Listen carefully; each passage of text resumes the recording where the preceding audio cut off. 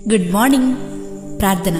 పరిశుద్ధ ప్రేమ కలిగిన తండ్రి, నీకే వందనములయ్యా. దేవా, రాత్రంతా మంచి నిద్రను దయచేసావు. సజీవ లెక్కలో మమ్మల్ని కాచి దాచి కాపాడు.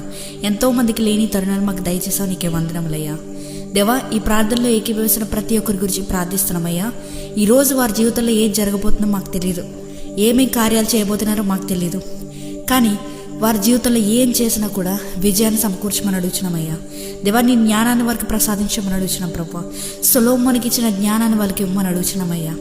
దేవ, వారు చేసే ప్రతి పనిలో, తీసుకున్న ప్రతి నిర్ణయాల్లో, ప్రతి దాంట్లో కూడా నీ సహాయం వారికి దయచేయమని అడుగుచున్నాం ప్రభా. వారి జీవితంలో విజయం చూడాలయ్యా.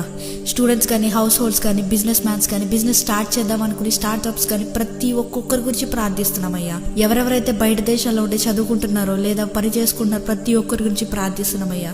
దేవ, వారికి నీ తోడుని దయచేయండి. వారు ఒక్కలే ఉన్నారనే భావన కాకుండా ప్రభు, నీవు కూడా వారు తోడున్నావనే నమ్మకాన్ని వారికి దయచేయమని, ఈ రోజంతటి నీ కాచి కాపాడమని నజరేయుడైన యేసుక్రీస్తు నామములో అడిగి వేడుకొంచున్నాము పరలోకపు తండ్రి. ఆమేన్.